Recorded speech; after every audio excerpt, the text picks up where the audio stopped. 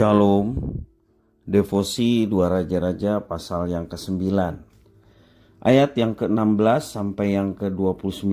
Demikian firman Tuhan. Kemudian Yehu naik kereta dan pergi ke Yisrael, sebab Yoram berbaring sakit di sana. Juga Ahazia Raja Yehuda datang menjenguk Yoram.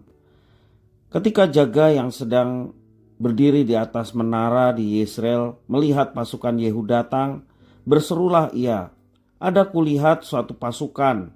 Berkatalah Yoram, "Ambillah seorang penunggang kuda, suruhlah ia menemui mereka, serta menanyakan, apakah ini kabar damai?" Lalu pergilah penunggang kuda itu untuk menemuinya dengan berkata, "Beginilah tanya raja, apakah ini kabar damai?" Jawab Yehu, "Damai, bukan urusanmu.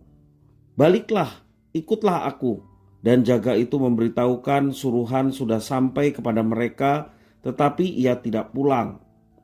Disuruhnyalah penunggang kuda yang kedua, dan setelah sampai kepada mereka berkatalah ia, "Beginilah tanya raja, apakah ini kabar damai?" Jawab Yehu, "Damai, bukan urusanmu. Baliklah, ikutlah aku."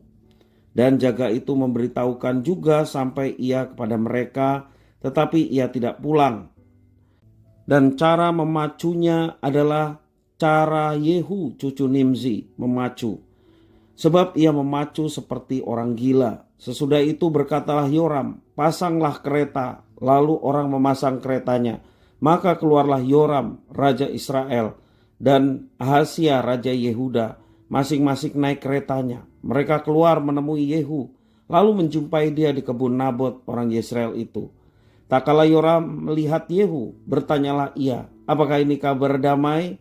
"Hai Yehu," jawabnya, "bagaimana ada damai selama sundal dan orang sihir ibumu Izabel begitu banyak?" Segera Yoram berputar dan mau melarikan diri sambil berseru kepada Ahazia, "Itu tipu, Ahazia." Tetapi Yehu menarik busurnya dengan sepenuh kekuatannya, lalu memanah Yoram di antara kedua bahunya, sehingga anak panah itu menembus jantungnya. Maka rebahlah ia di dalam keretanya. Kemudian berkatalah Yehu kepada Bidkar, perwiranya, "Angkat dan lemparkanlah mayatnya ke kebun Nabot orang Yisrael itu. Sebab ketahuilah bahwa pada waktu aku dan engkau berdampingan menunggang kuda mengikuti Ahab ayahnya, maka Tuhan telah mengucapkan terhadap dia hukuman ini. Sesungguhnya aku telah melihat darah Nabot dan darah anak-anaknya tadi malam. Demikianlah firman Tuhan. Oleh sebab itu angkat dan lemparkanlah mayatnya ke kebun ini sesuai dengan firman Tuhan." Ketika Ahazia Raja Yehuda melihat itu, maka ia pun melarikan diri ke arah Bet Hagan. Tetapi Yehu mengejarnya sambil berkata, "Panahlah dia juga." Maka mereka memanah dia di atas keretanya di pendakian ke gunung dekat Yibleam. Ia lari ke Megido dan mati di sana. Para pegawainya mengangkut mayatnya ke Yerusalem, lalu mereka menguburkan dia dalam kuburnya sendiri di samping nenek moyangnya di kota Daud. Adapun Ahazia menjadi raja atas Yehuda dalam tahun ke-11 zaman Zoram bin Ahab. Demikian firman Tuhan. Seorang yang diperkenan Allah akan membawa berkat bagi orang yang ada di sekitarnya. Sebaliknya orang yang tidak diperkenan Allah bisa membawa celaka kepada orang lain. Yehu yang sudah diurapi menjadi raja sekarang mau menjadikan dirinya raja dengan membunuh Yoram Raja Israel. Pada waktu itu Yoram sedang ada di Yisrael dalam keadaan terluka karena perang dengan kerajaan Aram. Dan Ahazia Raja Yehuda juga datang menjenguk Yoram. Ketika mendengar Yehu datang tanpa menyangka bahwa Yehu berencana membunuhnya, Yoram datang menemui Yehu di kebun Nabot. Begitu tahu Yehu mau membunuhnya, Yoram dan Ahazia berusaha lari. Tetapi Yehu memanah Yoram hingga terbunuh, lalu melemparkan mayatnya ke kebun Nabot untuk menggenapi firman Tuhan tentang penghakiman terhadap keluarga Ahab. Ahazia juga terpanah dan akhirnya mati di Megido. Mengapa Ahazia menjenguk Yoram Raja Israel?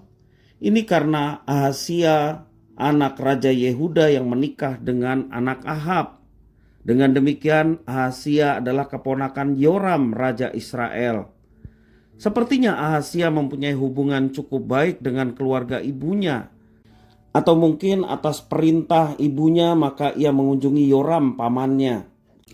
Ternyata hubungannya dengan pamannya tersebut akhirnya menyebabkan ia baru menjadi raja selama 1 tahun dan berusia 23 tahun akhirnya mati terbunuh. Dapat dikatakan bahwa Ahazia Raja Yehuda mendapat celaka karena hubungannya dengan Yoram Raja Israel.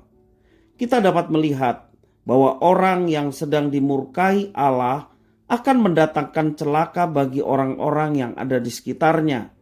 Sebaliknya, orang yang diperkenan Allah seperti Yusuf akan membawa berkat bagi orang-orang yang ada di sekitarnya, seperti Potifar, bahkan berkat bagi seluruh Mesir dan bangsa-bangsa di sekitarnya. Itulah Yusuf yang diperkenan oleh Tuhan. Berhati-hatilah dengan siapa kita bergaul. Ketika kita bergaul dengan orang yang diperkenan Tuhan Allah, kita bisa mendapat berkat. Sebaliknya, kita juga bisa mendapat celaka karena kita salah pergaulan. Karena itu, mari kita waspada, mari kita senantiasa meminta hikmat Tuhan supaya kita jangan terjebak dengan pergaulan-pergaulan yang bertentangan dengan rencana dan kehendaknya. Tetapi bergaulah dengan orang-orang yang memiliki kerohanian yang baik, orang-orang yang memiliki dampak yang positif, sehingga kita pun boleh merasakan dampaknya. Ataupun ketika kita bergaul dengan orang-orang lain, kita pun harus memberi dampak yang baik, karena kita selalu mencari perkenan Tuhan, sehingga kehadiran kita memberkati orang-orang yang ada di sekitar kita. Tuhan Yesus memberkati.